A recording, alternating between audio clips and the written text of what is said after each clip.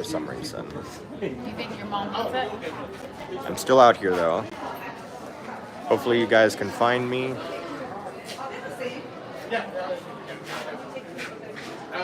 I guess it resets every 30 minutes.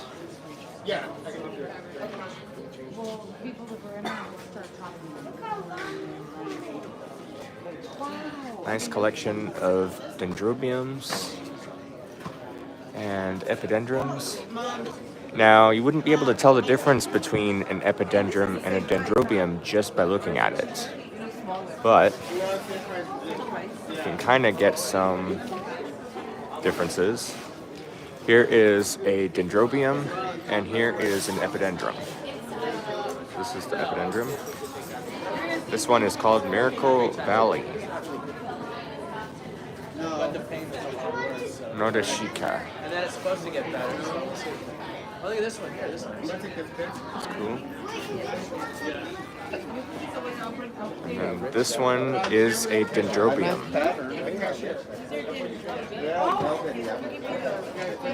So dendrobiums have a little bit thicker canes than epidendrums. They also have a bit more prominent sheath, which is this yellow. Excuse me, sir.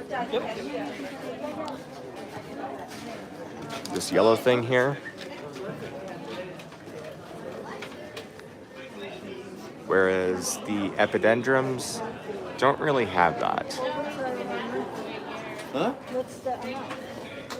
At least on these two. But sometimes it can be hard to tell the difference.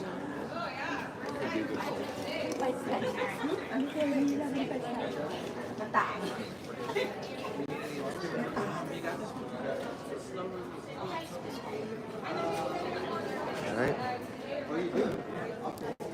So it's really cool.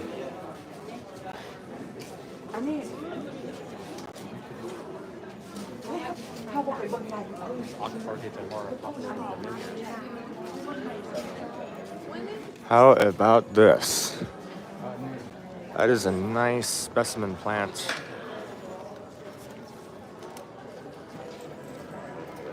It's got multiple blooms that are ready to come out of it.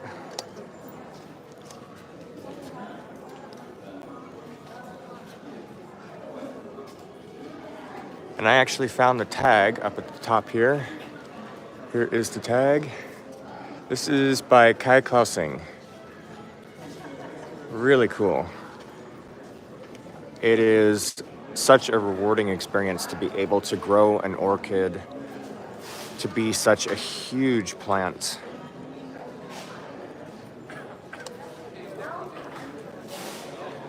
That's crazy. Hey, Mr. Forrester, how you doing? How you doing?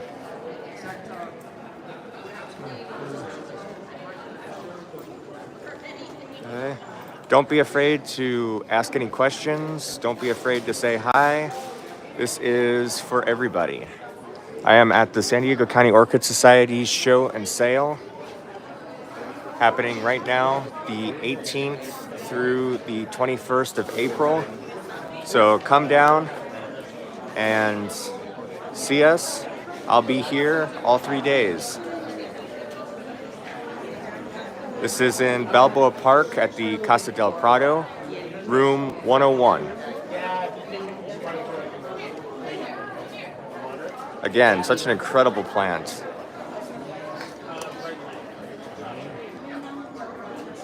Yeah, thank you. Here's another unique display. Here's something that y'all may not be familiar with. This is a, let me see, let's get the tag out so I can show you guys. This is Maxillaria tenafolia. And a really cool thing about this orchid is that it smells like coconuts when it blooms. So if you ever come across this one, it's a real treat to have in your house. And it does really well indoors and outdoors, it likes to be a little bit more on the moist side. But it does tolerate drying out in between waterings, just so long as you don't let it go too long, because I've made that mistake before. Yeah, it does. All right. Here's some more hanging plants.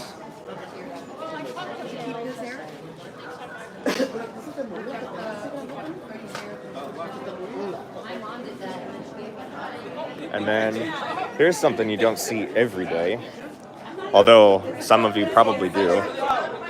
Here is Vandas.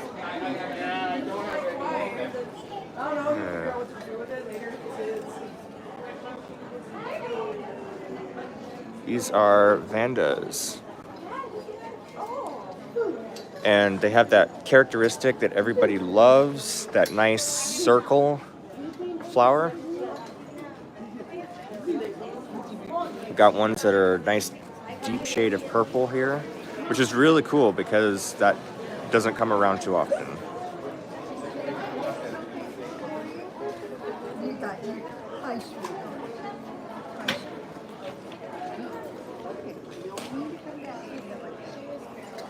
And then we got some more dendrobiums.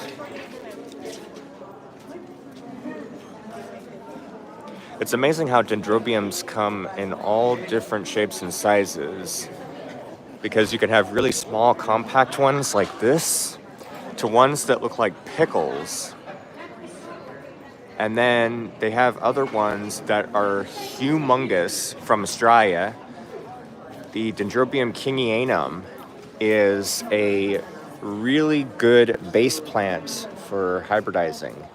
So it's used in a lot of hybrids. Well, thank you, Billy.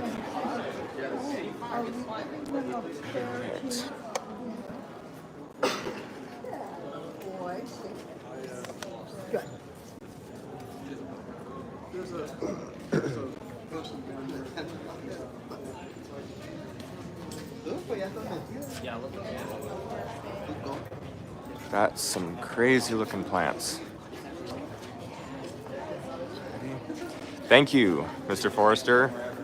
I hope to have earned it with the content that I'm showing you today.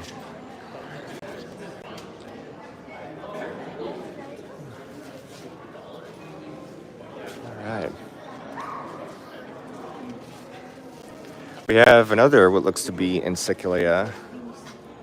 We're Elsie Good Days. I'm not familiar with this one, unfortunately, so I can't tell you what it looks like. But there you go. Right. Now, you might have noticed that some of these are grown on these pieces of cork bark, and that's a really common way to grow orchids. And to grow any kind of like tropical plant, you can grow a lot of things on cork, especially like air plants. Now, with growing on cork, you do have to make sure that the plant is watered a little bit more frequently, because even though the cork bark does absorb quite a bit of water, it also evaporates really quickly. So you're going to have to watch out for that. Now, as you can see, though, this one is just growing bare roots on the cork bark piece. So there's a lot of orchids that'll do that, and they're called epiphytes because they have these nice aerial roots that will cling onto the surface of the cork bark, and they'll actually embed themselves in the cork for more anchorage. So a really good example of an epiphytic orchid, or the epiphytic characteristics of orchids. There is going to be some terrestrials that I'll show you in the show portion of it. And there's a couple that are lithophytic, which means that they grow on rocks. And when they grow on rocks, they take all the nutrients that they can from mineral runoff. So a really cool feature. But again, lithophytic or epiphytic orchids. And there's a really good example at the zoo. If you ever go and get the chance to go to the orchid house, they have a log that's right there in the front that has a few orchid displays on it, but they're growing right into the log. So that actually shows a little bit better the natural, like how orchids would grow out in the wild. My mom loves plants. Yep, I'm sure everybody's mom loves plants. Okay.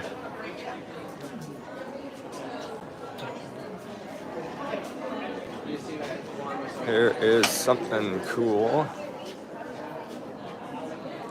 Yeah. Grammatophyllum. Grammatophyllum that is already in bloom. That's cool. I've never seen that before because the one that I had before it died was humongous, and then it grew flowers. But I guess I didn't know that they can grow flowers when they're small like this too. So that's cool to know. Yeah, and they get cane, and I guess like they grow up on canes in the spots or so. Alrighty. Feel free to ask some questions if y'all are wanting to know some stuff or ask about the channel and everything. I'm still kind of new to this. I'm still kind of small. I only started in 2022. So I'm still learning some stuff, you guys. I've been taking care of orchids for way longer than that, but I only started my YouTube channel a few years ago. So yeah.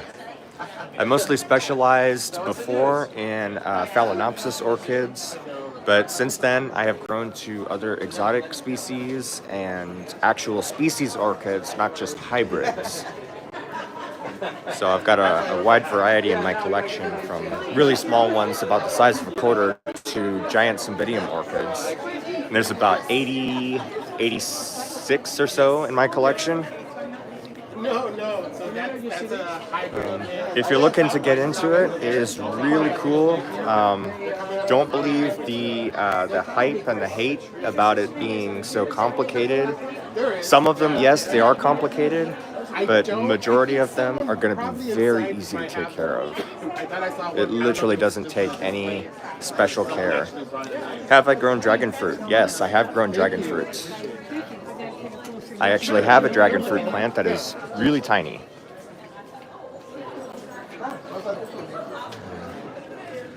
They are a tropical cactus, and they typically grow along the ground out in nature.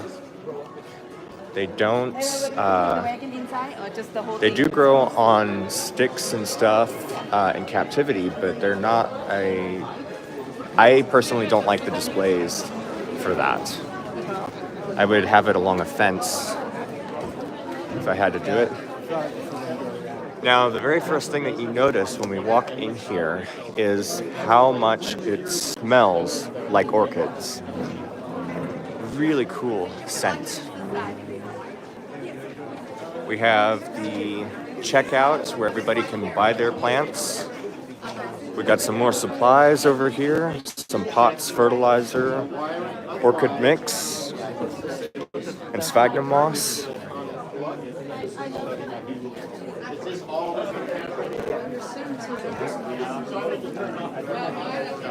We have some Sobralias over here. Sobralias grow huge under the right conditions. There is a lot of specimen plants that have grown taller than me, and it's a really cool display orchid. And here is the conservation table.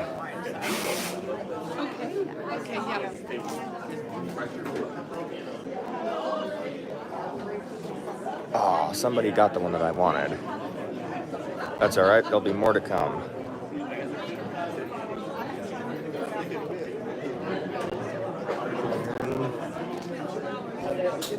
Have some more orchids in the back here.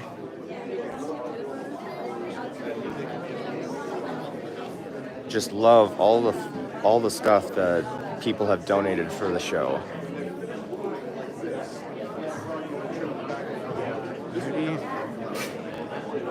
Again, this is going to be back to Brassivola.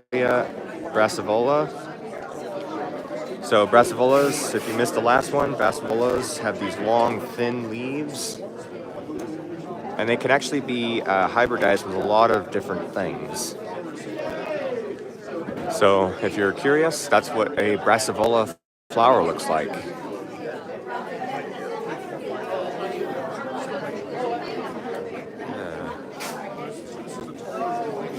That's cool.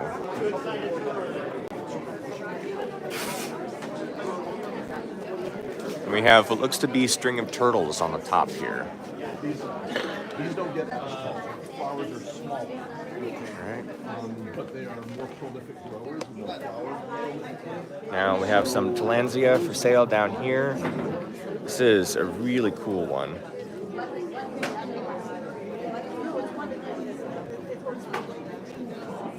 Have some more Cattleyas, Lalias. We have a Masdevallia back there. Dendrobiums. And all the proceeds from this go to help the latest conservation project that we are working on, which unfortunately I have no idea what that is, but you can check it out on the website under San Diego County Orchid Society.com. Yeah, the lot.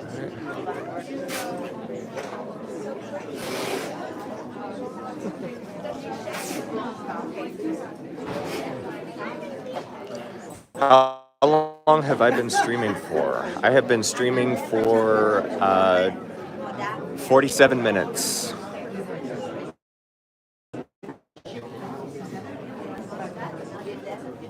Here is some other cool ones. Now, I personally like these the most.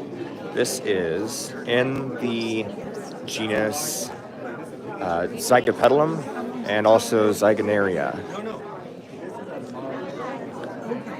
These are really fragrant orchids. They are amazing to have in the house, and they smell like the sweetest perfume you've ever had. Very floral scent. We have some nice cymbidiums up here. We got a really blue cymbidium, or blue vanda. That is rare. Blue is one of the rarest colors that you can find out in the wild, and people have been trying to make hybrids with blue flowers. Now, in the camera, it shows up a little bit more blue than it does in real life. But that's cool.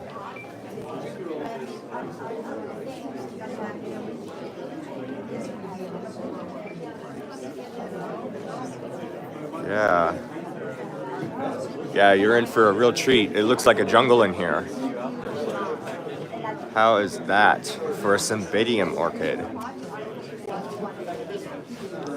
That's amazing. And we have one with even smaller flowers.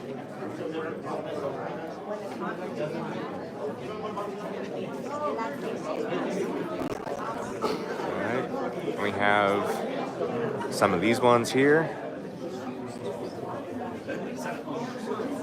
You want to eat some? I don't think you can't do that with these ones. But did you know that vanilla planifolia, the one that you get from the store, vanilla beans, those are actually a type of orchid. And you do eat vanilla. Some orchids have been used traditionally by natives in medicine. Don't ask me which ones right now because I have no idea. Here's a really cool lemon-colored cymbidium. And look how long that flower spike is. This is called the pendulous because it hangs down on a long stem. Some orchids grow like this. Some orchids grow where the flower spike is straight up. Those cymbidiums are not pendulous cymbidiums. This one here is kind of an in-between mix. So it's semi-pendulous, but the real stunning varieties are the more pendulous ones. The flowers that are closer together.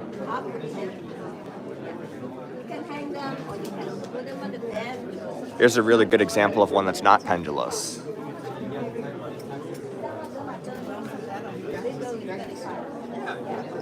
Right.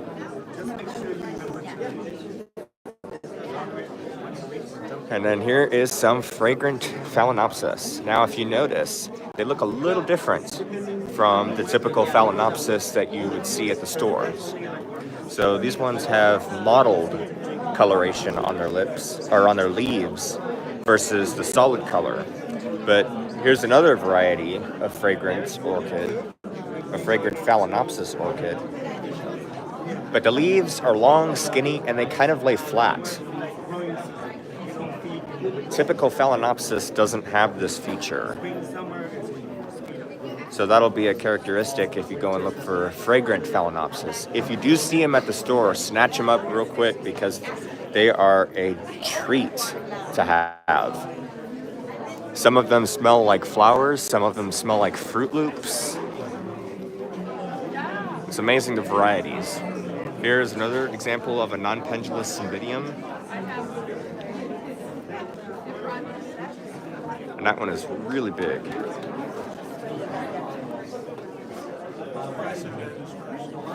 Some more Dendrobiums. This one is also a really cool one. This is Miltoniopsis. Smell like roses. They do. They have a very nice texture. Yeah.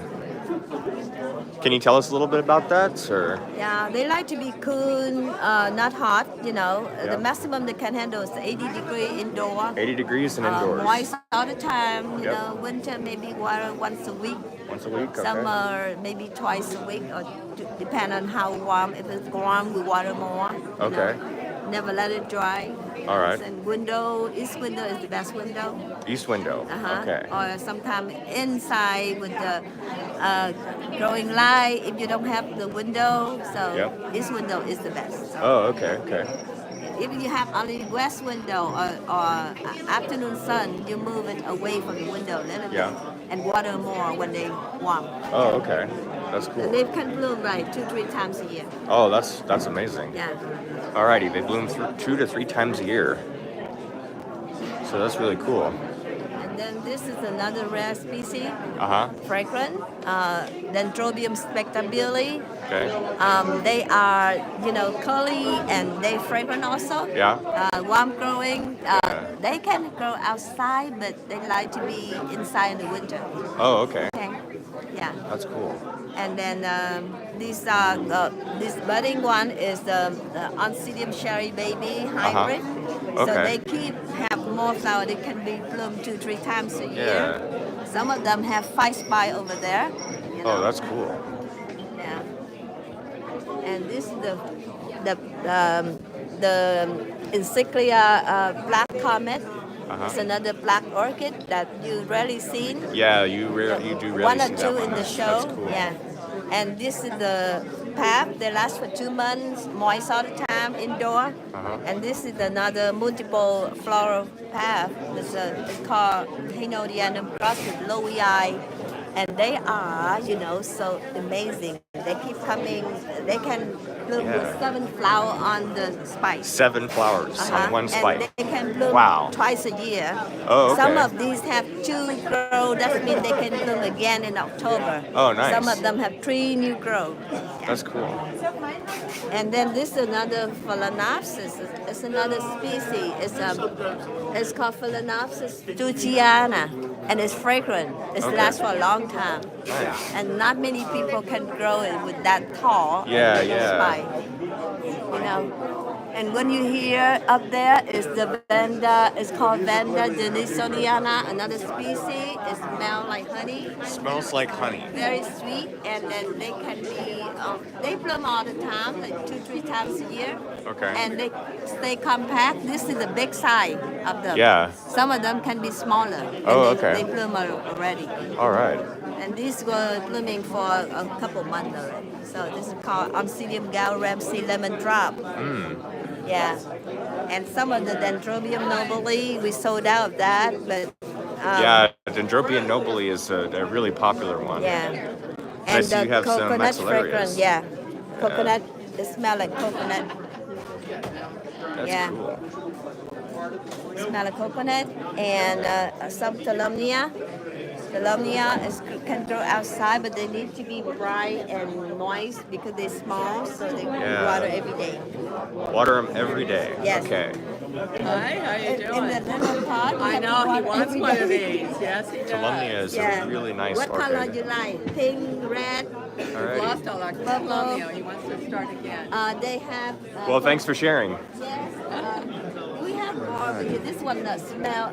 This one like blooming like 4 months. Yeah. And then it keeps blooming. That's cool. Well, you heard it from her direct. This is Orchid Design, orchiddesign.com, Orchid Nursery. It's in San Jose, California.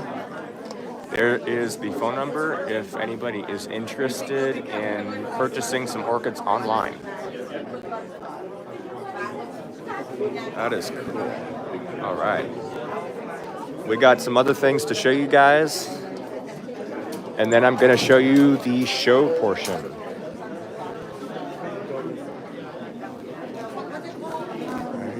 All right, I'm gonna go set this Here is a display by Bulbous Air Planter. You can find him on Instagram.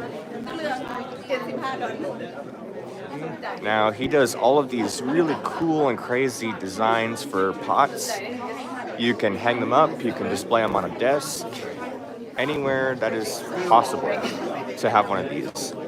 And this is an example of what you can do with them. So they're kind of a mixed-matched, crazy amount of orchids and other plants. Just a different way of displaying it. I tell you what, he is really genius for coming up with this. This is really cool. Got some succulents in there. We got an orchid in there. We got some lichens, some moss, tillandsia.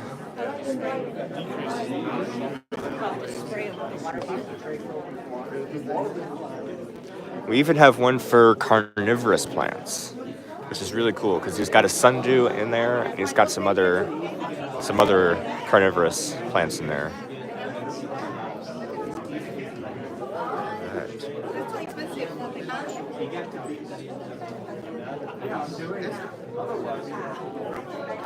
I'd love to get my hands on some carnivorous plants in the future. Alright. There's that one. Here's another crazy display.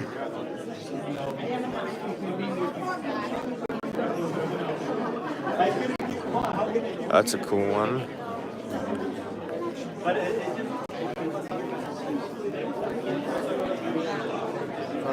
That's cool.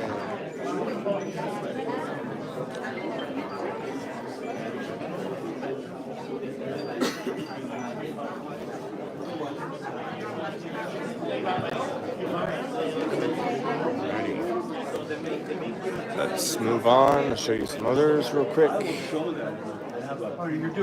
have a cool display over here. These pink dendrobiums. Really big flowers on a small cane. Got some giant tillandsias. We even have a staghorn fern in the back there. That's that plant. More dendrobiums. Some phalaenopsis. Other hanging plants over here. All the way down, straight at the bottom. At the top here in my forceps. All the way in.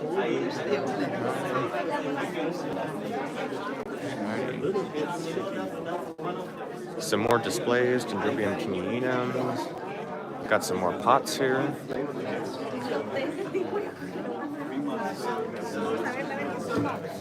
Alrighty.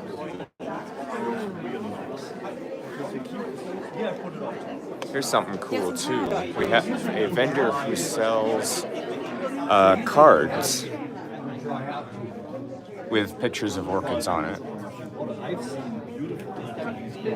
These are all hand drawn.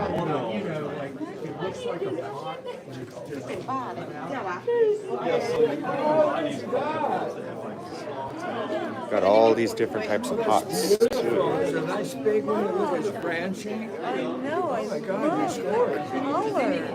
You scored on that. I think so, yeah. But I wanted to ask you. Hey, how you doing?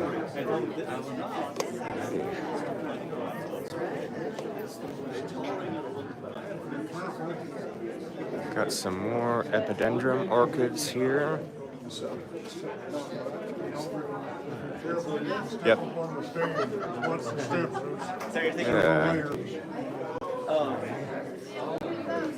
Big one back there, about 4 spikes.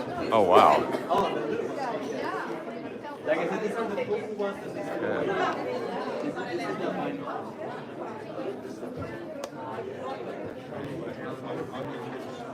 I'm on an iPhone. I am filming this on my iPhone.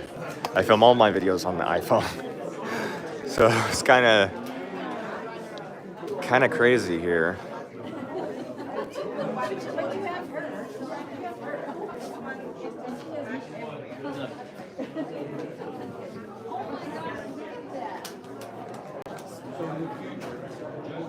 Alright.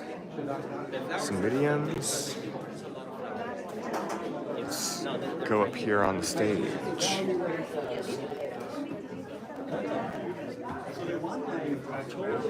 Alrighty. We have some more Sobrelias.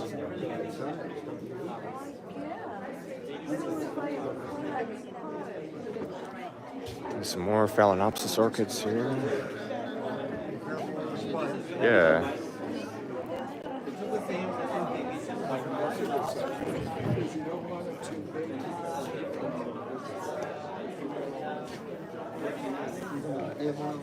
Move around here.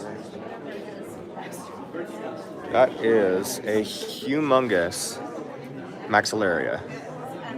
Coconut orchid. Yeah. You don't see them this size very often. The one that I have is really small compared to this, but hopefully one day it'll grow this big. Got some Tillandsias, more Cymbidiums.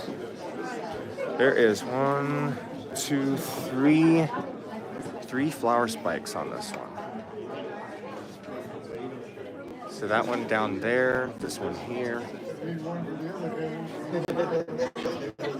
and this one, they're all part of the same plant.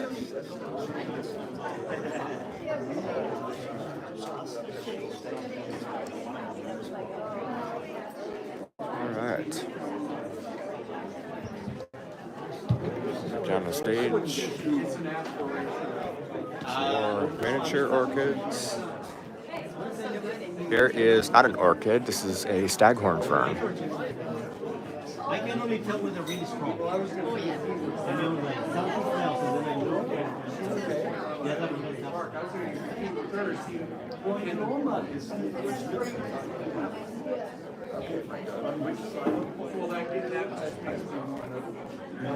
There's another staghorn fern.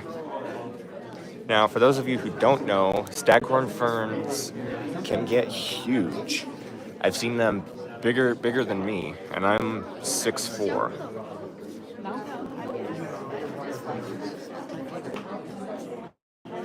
Some more miniature orchids.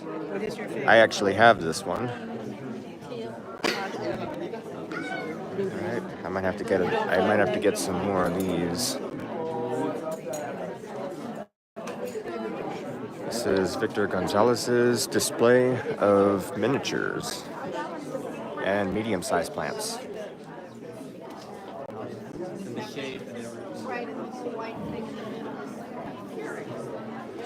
Then moving on to some others.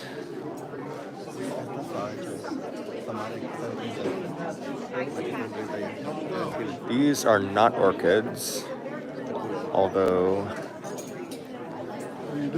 live streaming.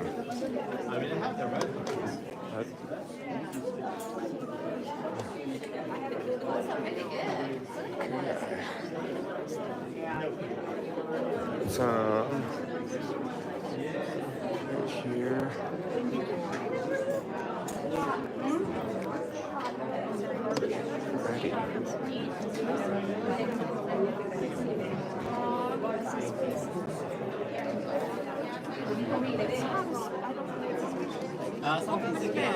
This is what you can do with some of them.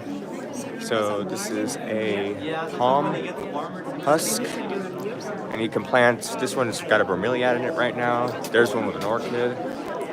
There's a piece of driftwood with an orchid.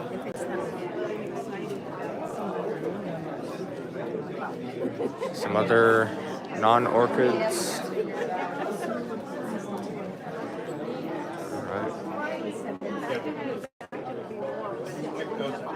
Some cactus, succulents. And here is a great example of what I was talking about earlier, the tillandsia that you can grow on the driftwood or any kind of wood piece. So you can glue them in there, you can tie them in there. Some more palm husk plants.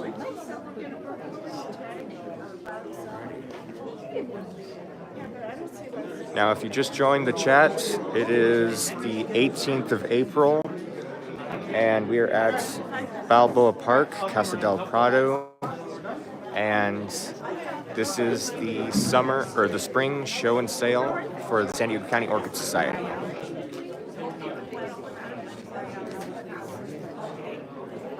We have people just starting to finish up here with the plants. How you doing? Yep. Yep, we do. We've got an amazing show with everybody who participated and incredible displays. All right. I'm actually live streaming right now. So, okay. Well, for the moment you guys have all been waiting for, you are going to get the show portion of it. So here's a nice display of orchids. This is Vanda falcata, Furan orchid.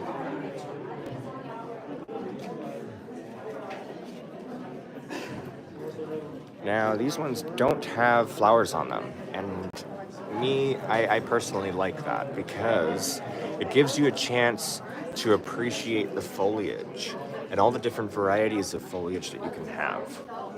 So with these ones, they're really small. Some of them have variegated foliage on them. Some of them are a little bit bigger than others.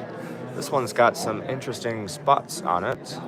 Now, that is the natural color of the orchid. It's not sick. It's not any kind of, there's nothing wrong with it. It just grows like that. Really cool. Neophanetia is the botanical name for it.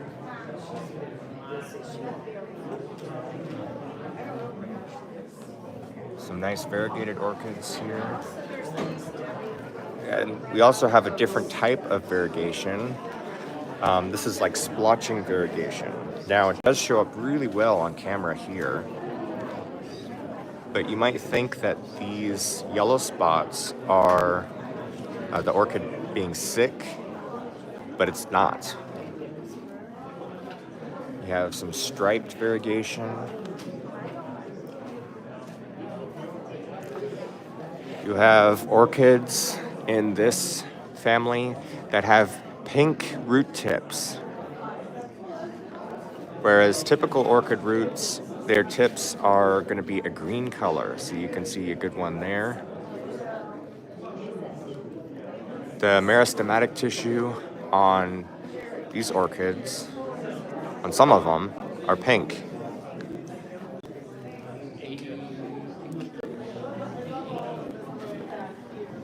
Some of them can be a red color, like this one.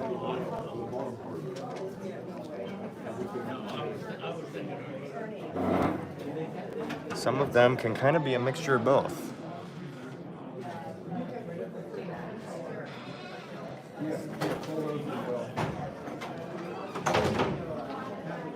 Alrighty. Vanda falcata is also known as the furan orchid in Japanese. A unique and highly prized orchid in Japan. Unlike most orchids, which are grown for their flowers, these are valued primarily for their foliage. The best registered varieties are called fukiran, which roughly means rich and valuable orchid. So they're grown in Japan from the Edo period, and they are a really high, they're classified as a high status symbol because orchids are naturally very rare. So the shoguns and the noble families, they had people go out and collect them from the wild and bring them back and try and propagate them. So the history behind this is really interesting. So they're supposed to be on display in a special way. Now, all of these ones here are in generic pots, but the ones that are on display in the pictures here, they're all in decorative pots. Now, the decorative pot is kind of a really good way to display it, but they're also displayed in a certain way. So if you notice some of these, they have feet. So the orchids that have feet, they're oriented like that because that is considered the front of the plant. They also, back in the day, had really strict rules regarding them. You weren't allowed to touch them, you weren't allowed to breathe on them, and God forbid you ever stole one because it was punishable by death.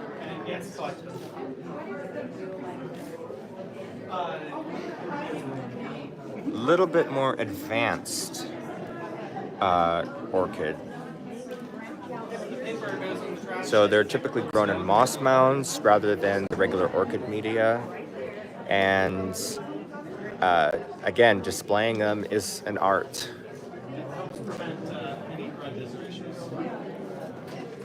So they like a little bit more humidity. And yeah, in many cases, we recognize the actual plants as well. they're grown on these really nice moss balls. Hey, you're welcome to ask any questions about my display. All right, cool. Here's some more. These are terrestrial orchids. Now, for those of you who don't know, terrestrial orchids have a characteristic that allows them to go dormant every year. So they are deciduous, which means that they will completely die back. They will die back their foliage as well. And you won't see them. It'll just be a pot of soil, a pot of dirt, whatever. And then at the start of the growing season, about spring, late winter, early spring, you'll start to see these shoots come out of it. And then the flowers will follow soon after that. Most of these orchids are going to be really small too. So if you ever get to see any of these out in the wild, please, I encourage you, do not pick them, do not collect them from the wild. They are super rare already in their natural habitat. There is lots of people that have these types of orchids for sale. And so there's absolutely no reason to go collect wild orchids because you're just decreasing the population. Again, there is places in captivity that you can buy them. Also, too, the fact that the ones that are grown in captivity are going to be a little bit easier to take care of because they're already in that environment. I might flip it around a little bit in a little bit, but it's mostly just about the plants. So, ready? Behind me, I have a lot more incredible displays.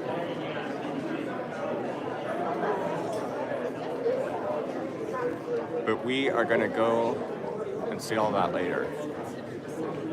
Okay? I like showing you guys the individual plants first. Alright. Got small ones. This is a Tolumnia. Tolumnia love growing on this just bare roots. As long as you water them quite often, they love growing like that.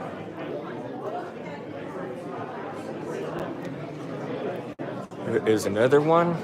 This one is grown in a really cool display, this silver-plated dish with some Spanish moss, which is not moss, and it is called Pleurothallus muscarella megalops.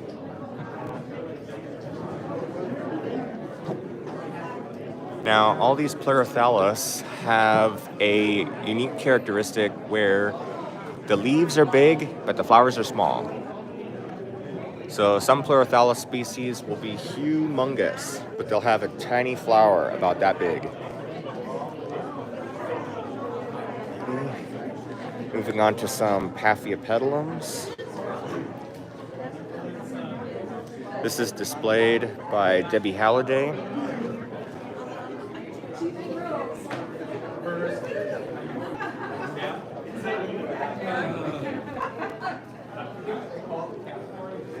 There is another one. This one is Sarcochilus. That really round flower. So the way the judging works for these is you try to find the orchids that have the roundest inflorescence. So if you make a circle, how good does that orchid fill the circle? The ones that fill the circle the best or the most get the highest awards.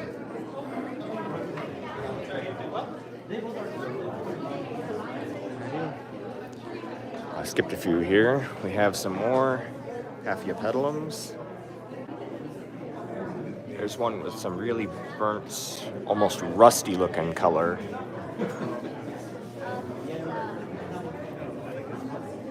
This is from Kai Clausen.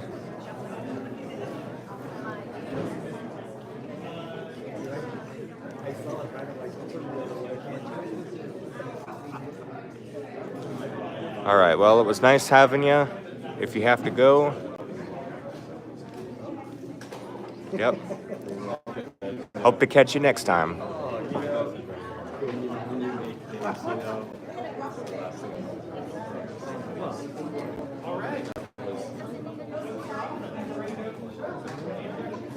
See ya, bro. Here's another Masdevallia.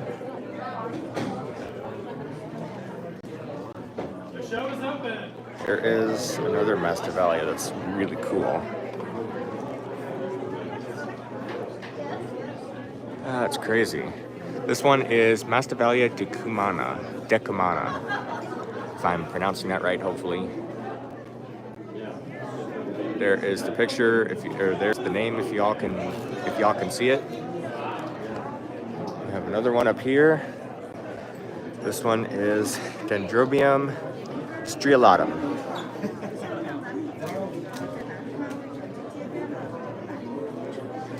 And it's kind of crazy to think that some orchids look similar. So at the beginning of the live stream, I showed you Brassivolas, but this is not a Brassivola. This is a Dendrobium, but very similar leaf structure. Here's one that looks like pickles. I like this one a lot because it looks like pickles. You don't see that too often. And this is a really nice specimen plant. Hundreds, it probably has 100 flowers on here.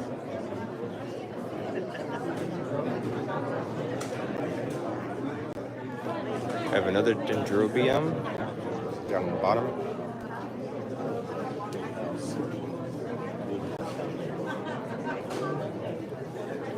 There's another dendrobium, which is kind of cool because it looks like flakes.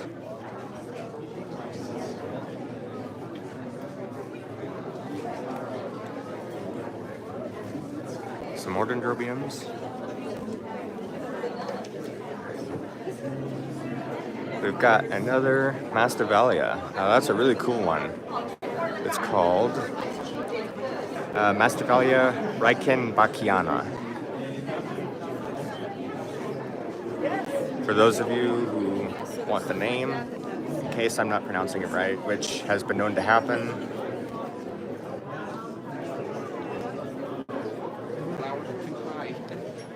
there's another cool one.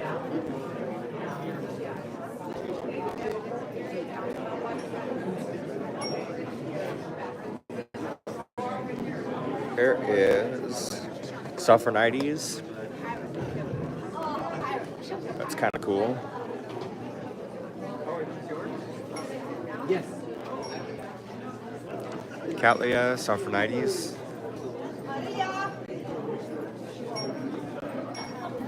We have this one here.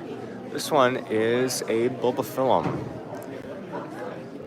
I don't know if the camera will focus, but you can kind of make out the really tiny flowers on this one. You'd never think to look for this out in the wild if you were in their natural habitat. But there are orchids that are small, really small. Some more Cattleyas.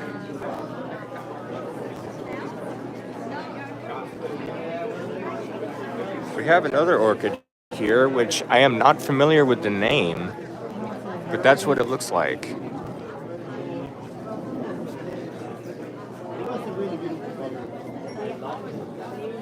Jumelea cormorensis.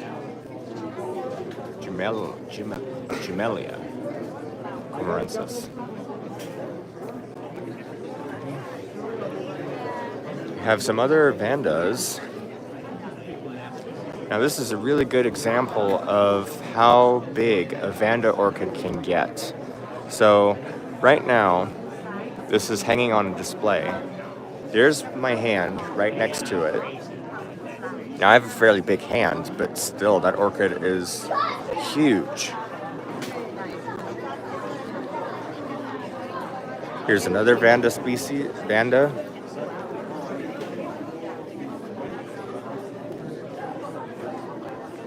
And there's another interesting one. How's that for an orchid? This is Vanda Pimchai. There's the name. For those of you who are just joining, I am at the San Diego County Orchid Society show and sale.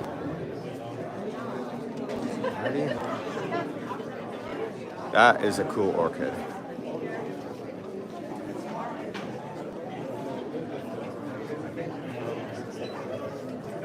There is another one.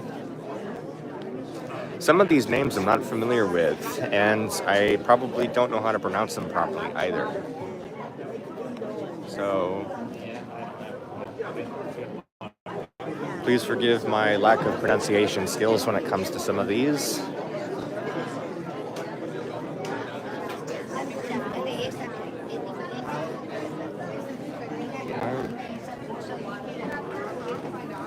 There's another cool vanda, or vandaceous orchid, I should say.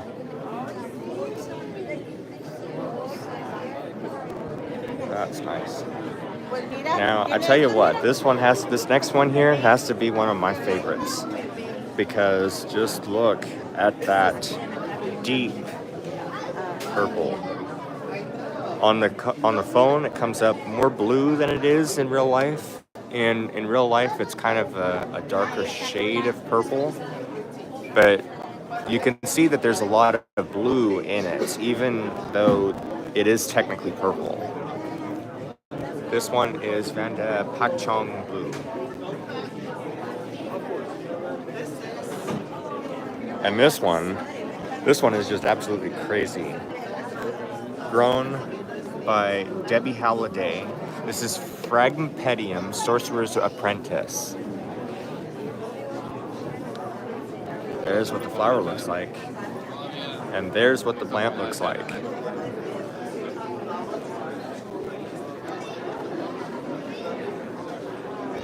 That is crazy. This plant has to be at least 4 feet tall. I would say about 4.5 feet. That is just wild. Here is another one. Not quite as big. This is still Phragmipedium.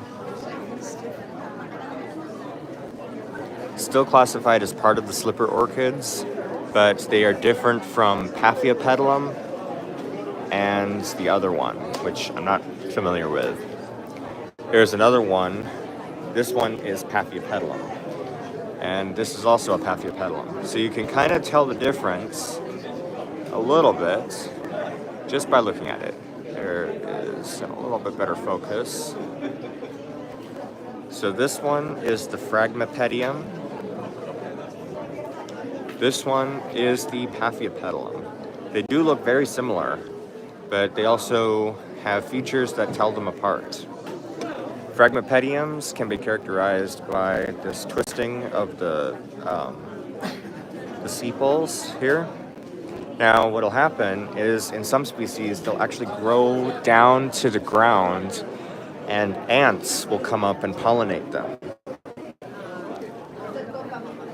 So there's a really good example at the San Diego Zoo for that in the orchid house. Yes. There we go. Yeah. Here is another Paphiopedilum. Here's also another Paphiopedilum.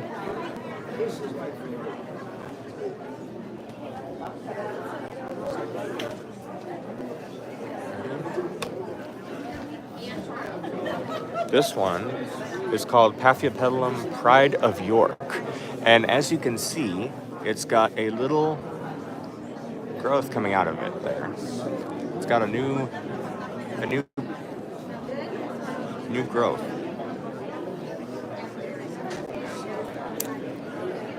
Ready? Okay, some more Paphiopedilums. And then we have a really nice deep red one. Now, for some reason, this orchid actually shows up the proper way it is in real life on camera. This will be the first one. So, that's what it looks like. This one is called Paphiopedilum QF Lorraine's Pride. For those of you who would like the name to possibly buy it yourself, you can do so because I have the name tag. So that is a cool orchid. Here is another one. Paphiopedilum Motu Kimura.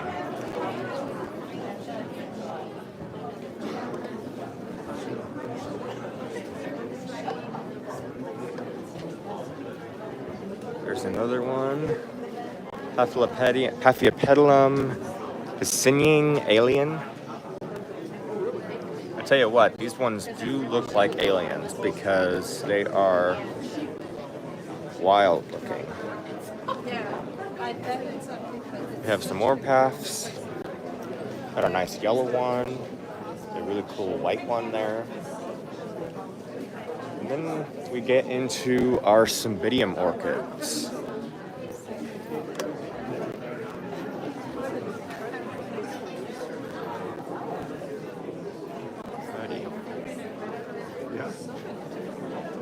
more Cymbidium orchids. This is an example of a pendulous Cymbidium. I talked about that a little bit ago on the other side. Here is most of the pendulous orchids, or most of the pendulous Cymbidiums. Check out the colors on this one. This one is called Cymbidium Daddy's Girl, Anita and Jerry Spencer. And there is the name.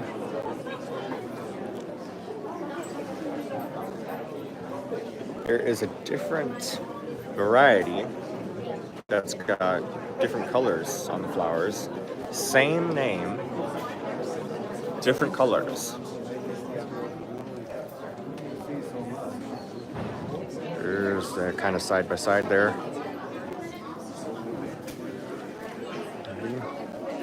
This is a really great example of pendulum in the orchid world because you can see how many spikes coming off of it, but they hang down. So these orchids are really best displayed up in the air. Crazy looking. Here's another example.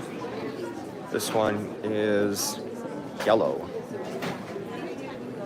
This one is called Cymbidium Fifi Harry, F-I-F-I Harry. You guys can get the name, and you guys can possibly buy one too, wherever you find Cymbidium orchids.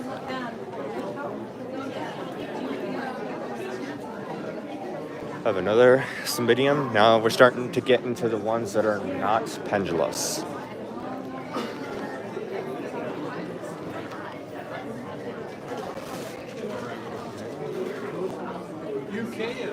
That's cool. This one is Cymbidium Freeling Green Ice. And you can really see that green in the flower there.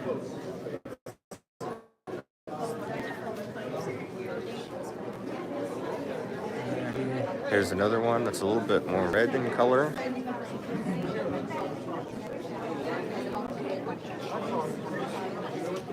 We have one that's a deep maroon. Tell you what, there's something special about red flowers. Red is my favorite color, so there's something special about that for me. This one is called Cymbidium Radiant Ruby, and it is grown by Mr. Alex Madsen. That is cool.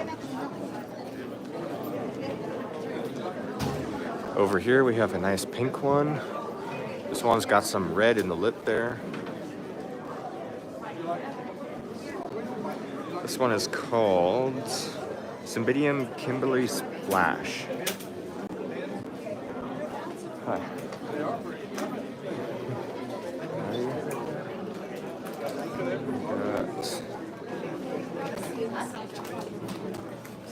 This one here is Cymbidium Hazelface Shocking.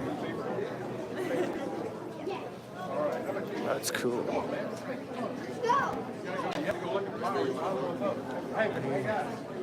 Beautiful color flowers. And here's another one. This is a hybrid orchid. Looks to be the Cymbidium Mighty Sunset.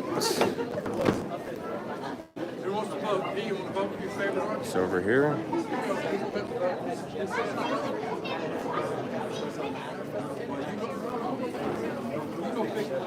All right. This one is called Cymbidium Sleeping Dream. There is the name tag.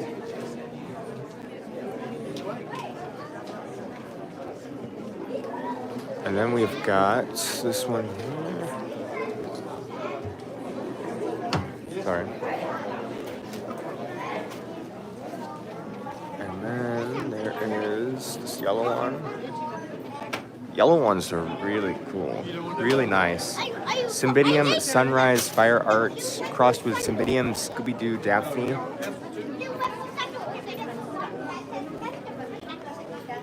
Tell you what, I'd have to say I like this one a lot too.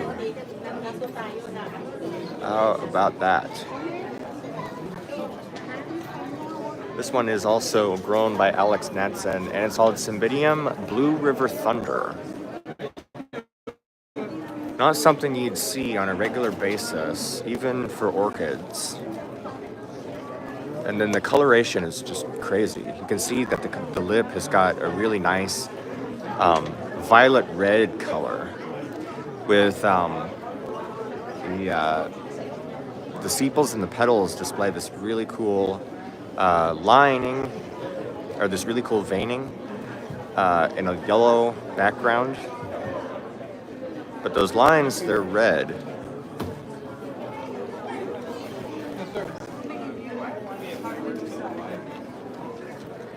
This one here. This one is more closely, this one looks like a closer to the one that I have. The very first Cymbidium that I ended up with.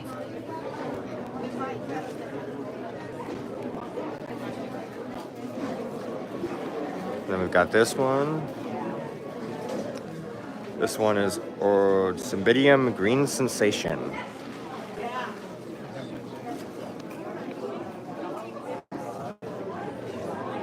And then another one called Cymbidium Red Beauty. And you can see why it's called Red Beauty, because those are beautiful.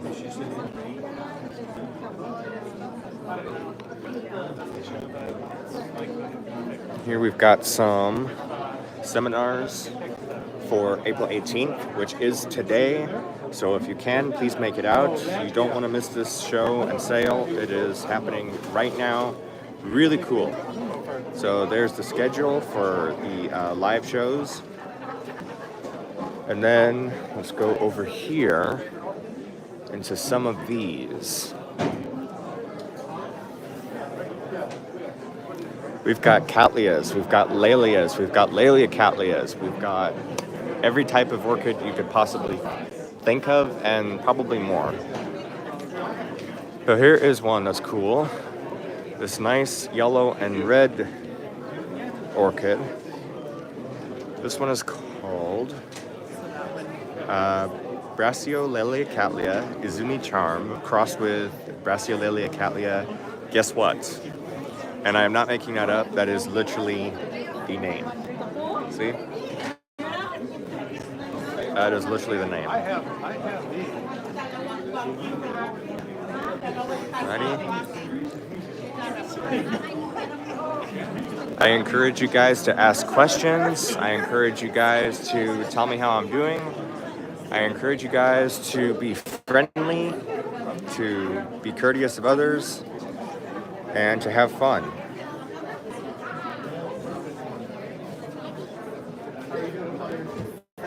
Ready? Got these red ones. This red one is cool. I'll come back and circle around to that one. The names are on the other side, except for this one. This one is an interesting one. Yeah. This one is called Lalia Cattleya Kulau Treats. There's the name. There's the plants. That is crazy. Here we have another one. The name tag is on the other side, so I'll have to come back around to that one.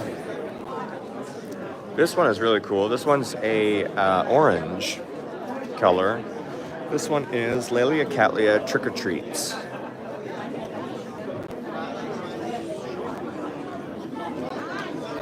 Now, Lalia Cattleyas are really easy to grow outside here in Southern California.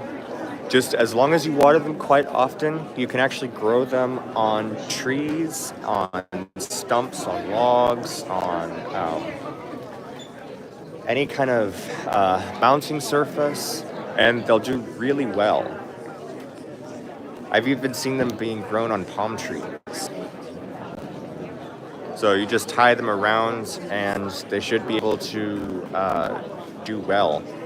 Again, you're gonna have to water them a little bit more because they are outside, but You shouldn't have a problem with using the regular city water, or if you have reverse osmosis, which a lot of people shy away from, but I tell you what, a lot of orchids actually do really well on just the regular tap water.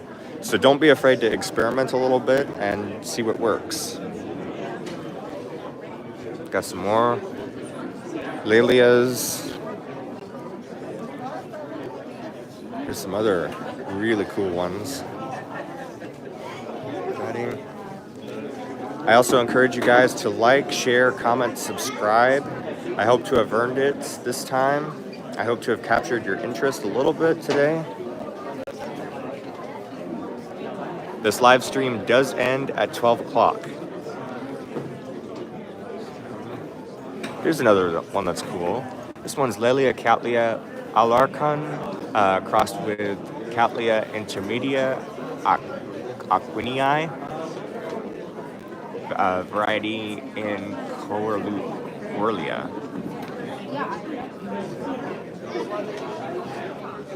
All right.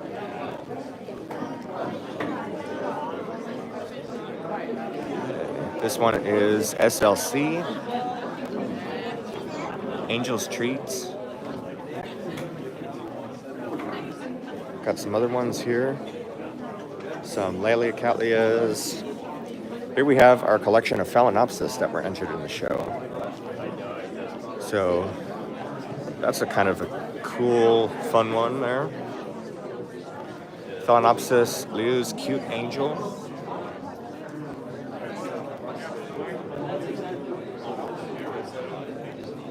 We have Phalaenopsis Hybrids Body Ruffles. That's that one right there. Submitted by Debbie Halliday. Got some other variegated orchids, variegated Phalaenopsis. Some Phalaenopsis in baskets. Just regular white Phalaenopsis.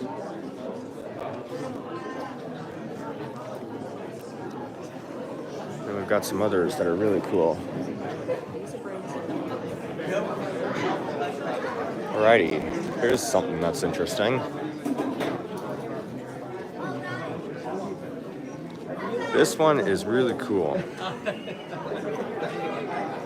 It is a fragrant orchid. This is about a specimen-sized plant, and there's the name.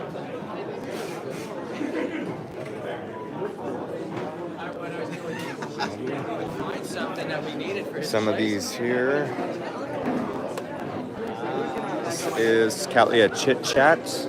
You can see that really nice bright orange that comes through. Here's some of these ones. These are all going to be the same family or same category. Here's the Cattleya Trick or Treat.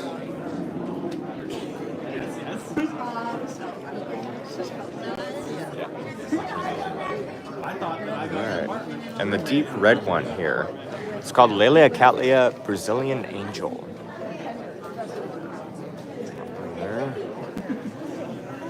Another one.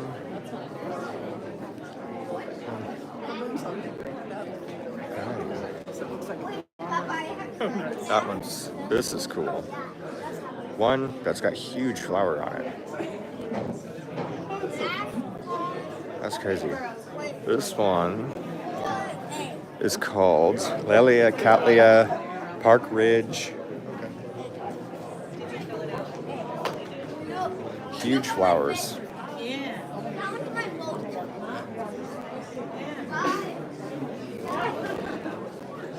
The smell off of some of these is incredible. It's just, it fills the room with a nice floral, perfumey scent. Brassicatlia. Maikai. Maikai.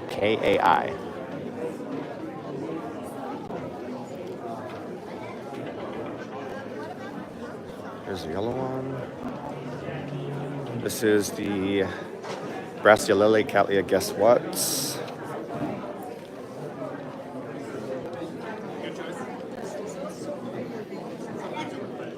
There is some nice big specimen plants.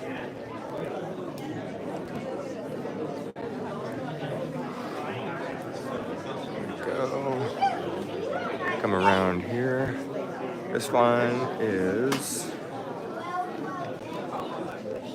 there's the name.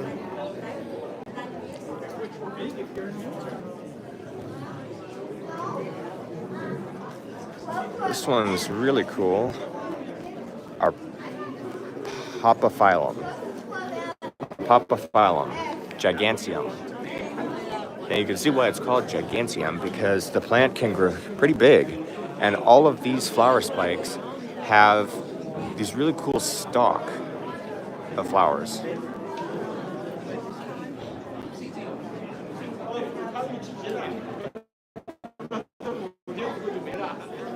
And that is an orchid.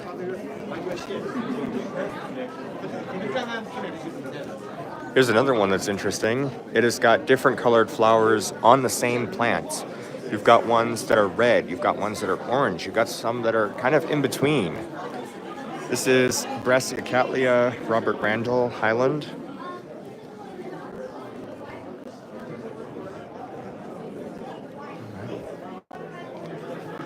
We have our table of Zygopetalum and Zygonaria. 这个好，就是这个漂亮。这几个人员类别是一个，这一排类别是一个，但就这一盘最漂亮。 This is actually Galiopetalum. Memoria Lauren 这是一种花。 Bachman.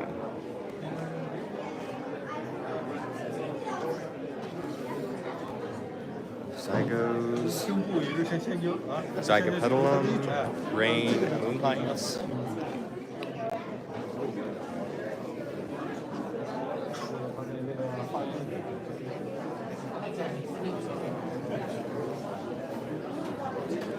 Zygopetalums, Sarcochilus. These are all Sarcochilus. They're really cool flowers too, kind of flat and round shaped.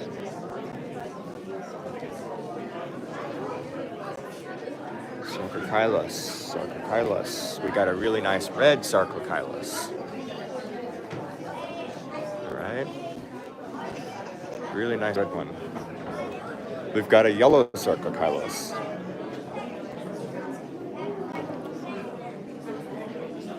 We have this one here, which I have a variety of. There's actually one of these for sale. So if you're lucky enough to find it, grab it. There is Masdevallia.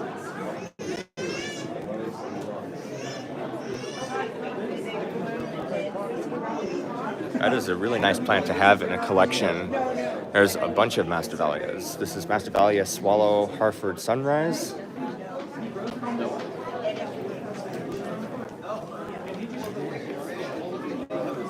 And this one, Epicapia.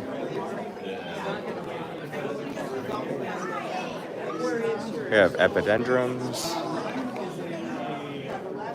And then we have another dendrobium. So, really common to see these at the grocery stores here in California. Got some Tolumnias. There's a specimen of Tolumnia. This is Tolumnia pretty in pink.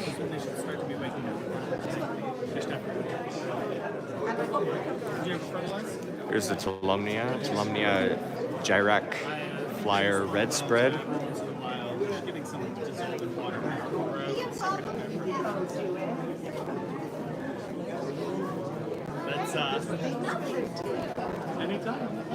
Here is Dendrobium Kingianum Hybrid. These are all part of that Dendrobium Kingianum group. There is another one. Dendrobium speciosum for Kingianum. We have Oncidiums. A couple of cool oncidiums. Here's one that's got really spindly flower spikes, and the flowers are kind of sparse, but they still look pretty awesome if I can get it to focus.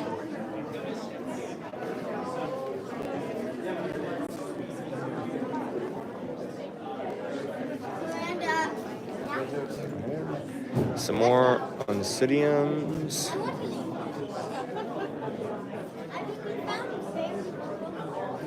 This one's kind of cool. This one's called Adoncios something. That's one of mine. Yeah, that's really cool. Yeah, I got it from somebody and I didn't know what it was, and then it flowered, and I thought, wow, All right. that's pretty cool. Yeah. And because it's mine, I can do this, and you let you touch the petals. They're really hard. Oh, wow. There's a lot of substance there. And Yeah. It's bad to let other people see us do this, but this is unusual because it's lasting for a couple of weeks already. Yeah. And it looks real fragile, but it's not. That's Anyway, glad you like it. yeah. Thank you. Thanks for talking about Sure, it. sure. Here's one that's really cool too. You don't see Oh, that these- one is just Yeah. it looks like a spider. I know, yeah. I think somebody calls them the spider orchids. This is Debbie's. Yeah. You're a member. Yes. Okay, so you know Debbie Halliday? Yes. Okay. Yeah. I come Everything. here and I film and I go to the Yeah, meetings and everything. that's- So I yeah. know, recognize you. Yeah, yeah. Gracia, She has the- Edva, Gracia hybrid. Let's get a photo over here.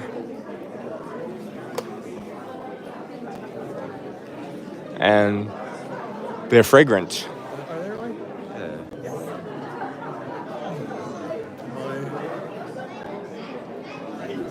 My sense of smell is.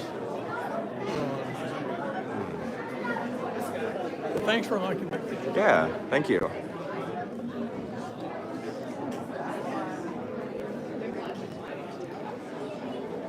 Jumelia arachnanthe. Kind of cool. That looks like a Miltonia, almost, but it's not. And it also has this really long nectar chamber in the back. Now, those ones are probably going to be pollinated by either moths or hummingbirds. So because these orchids are a little bit on the rare side, they have pollinators specific to their needs. So they don't allow just anything to pollinate it. Got a Brassavola nodosa, big deal. And it's literally called Big Deal, too. Brassavola, Jigbiana. There's another Brassavola. Calvia.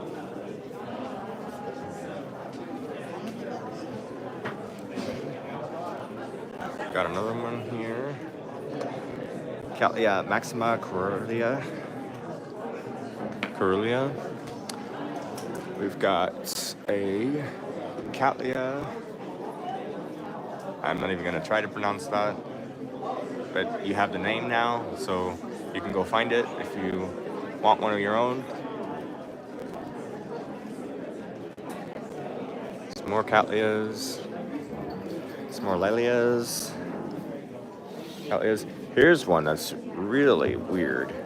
Now, as far as weird orchids go, this one is pretty crazy looking. It looks almost fake, but the orchid's real.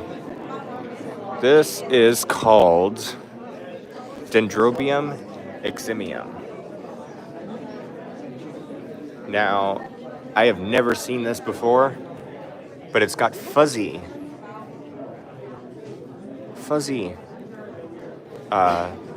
flower buds. I've never seen fuzzy flower buds before.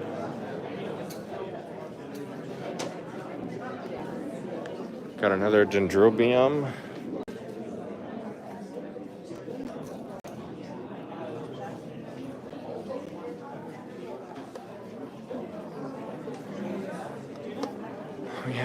another dendrobium. This is Lindelii.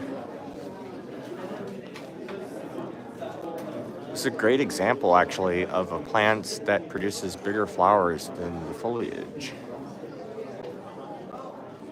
Now, a lot of orchids will do this to ensure that they get the best chance of pollination. Growing orchid flowers puts a lot of stress on the plant already as it is, and to grow a huge flower spike takes a lot of nutrients.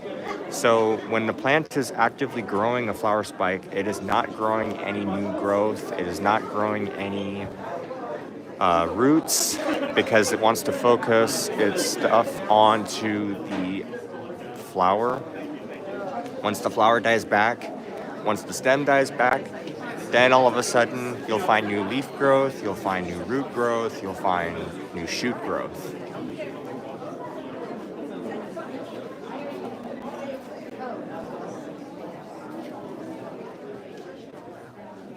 Dendrobium nobili is going to be that one there.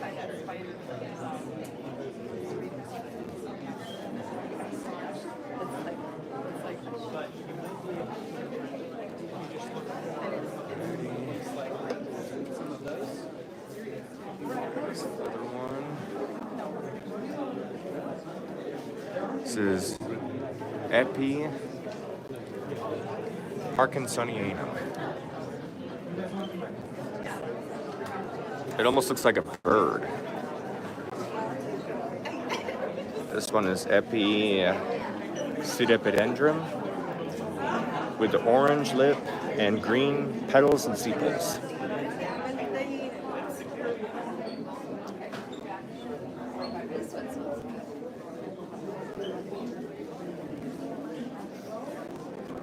Oh, there's a great example of a Masdevallia. This one is Masdevallia exquisita. And that's cool how those flowers are shaped like that. Masdevallias are really cool in terms of they have this characteristic where the petals are in three.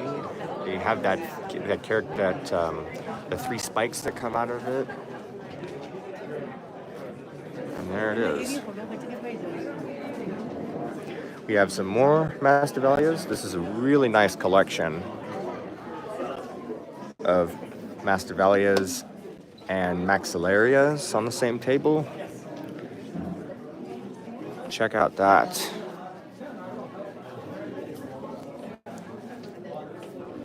There is the name.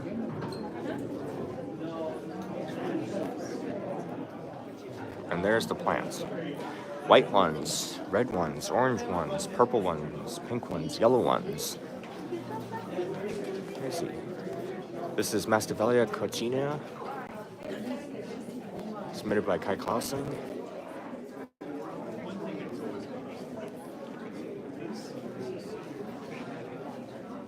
Please don't be shy. Please comment if you find something interesting, if you want me to explain something in a little bit more detail. Masdevallia viciana. This nice orangey red flower.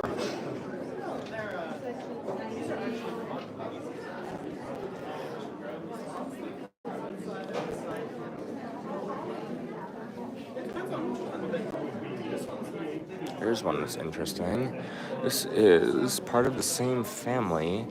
Actually, no, I take that back. It's not part of the same family. This is a Maxillaria. This is Maxillaria lineolata.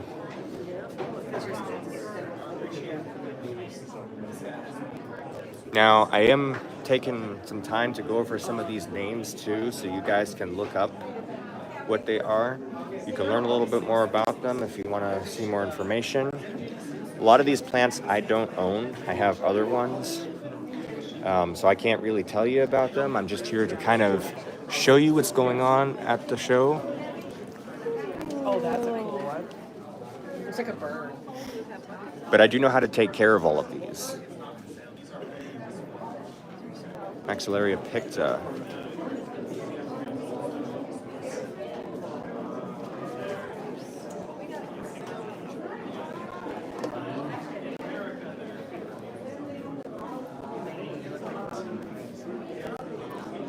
Miltonia cuneata.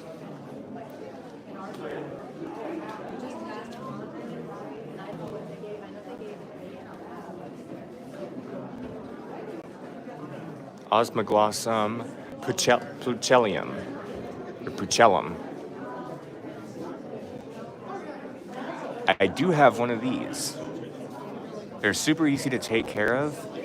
They like to be a little bit on the moist side, and they are extremely fragrant.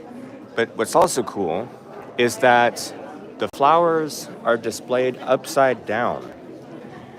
So here you're looking at the flower and thinking that that's right side up. It's not.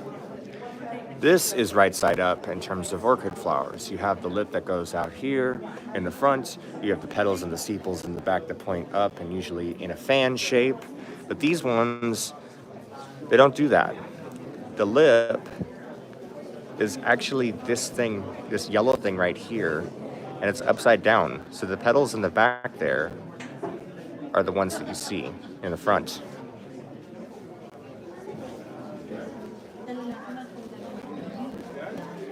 We have some more Paphiopedilums.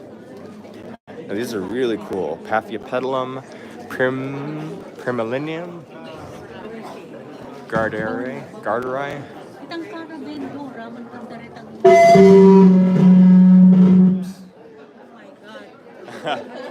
Sorry about that. That was the microphone stage setup. Hopefully that didn't destroy your hearing too much. There's another. This is still Paphiopedilum.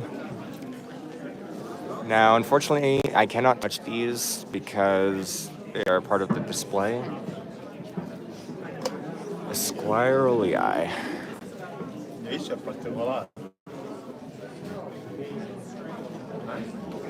Paphiopedilum Rothschildianum.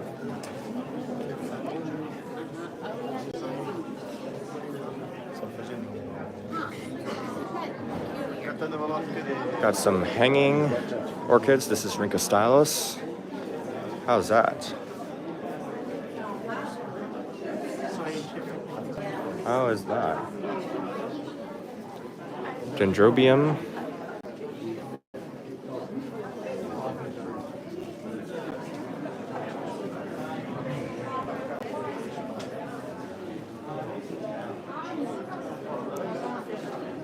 This one is called Dendrobium farmeri.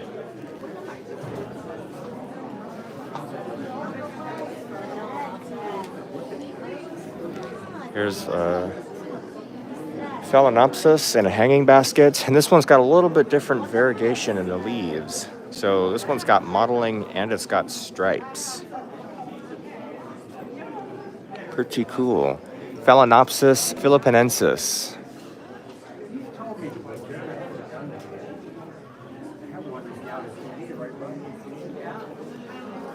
We have some more Paphiopedilums. Now, I mentioned earlier that there's Phragmipediums that have the tendrils that go down, but then you've got something like this. That is also a Paphiopedilum.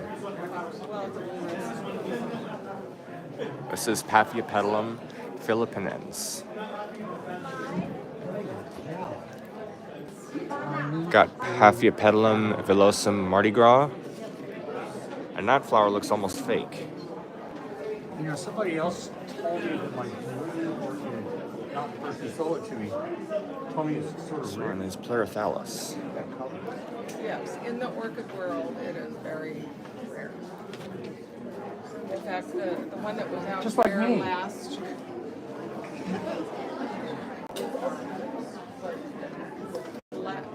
year, last time. This one is Encilia africana. I have one. These are so subtle and cute. I think that has a fragrance right there.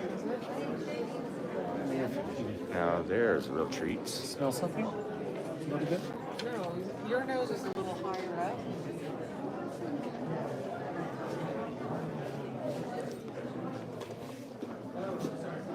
Sorry.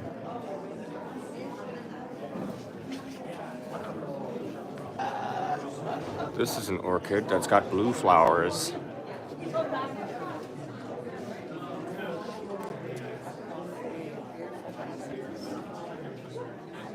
trying to get the name here. There is the name.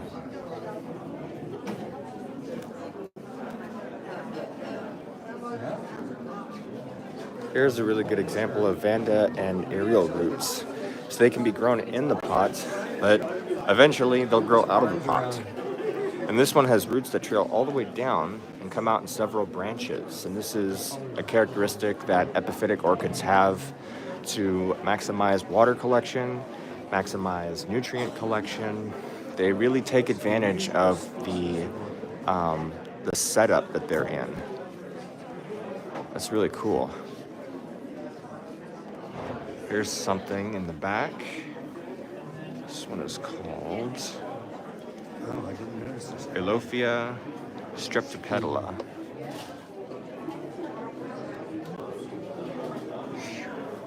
It produces these really cool looking flowers.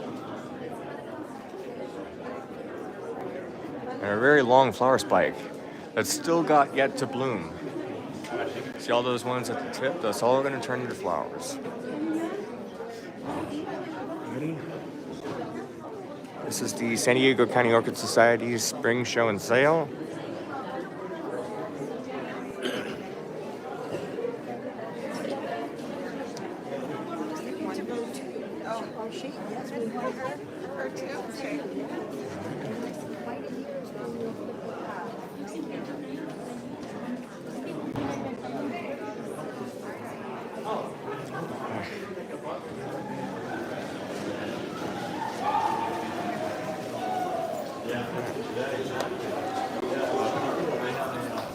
They even did like a museum thing on her. We've got all of our vendors out here. I couldn't tell if it was Elophia or Blatilla at first because of the leaves. I don't know, but I did pan up to the name, so you might want to check that out.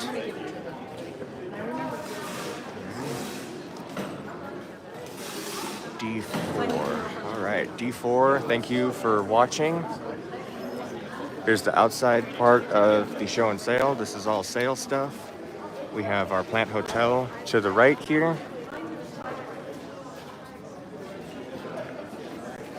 Alrighty. I hope to see some of you down here. Happening the 18th through the 21st, this Friday through Sunday. I think I'm going to end it here. I've been filming for 2 hours now. So if you've missed any previous content, please go back to the beginning and watch it. It's a long video, but you'll get to see some really cool stuff. You get to hear me talk a little bit about it, even though my voice is a little bit monotonous, which I'm trying to fix, but sorry about that. I also have the first part of this already uploaded, so we'll see. All right, that's going to be it for this one, folks. I hope to catch you next time. I hope to have earned your subscription, and I'll see you in the next video.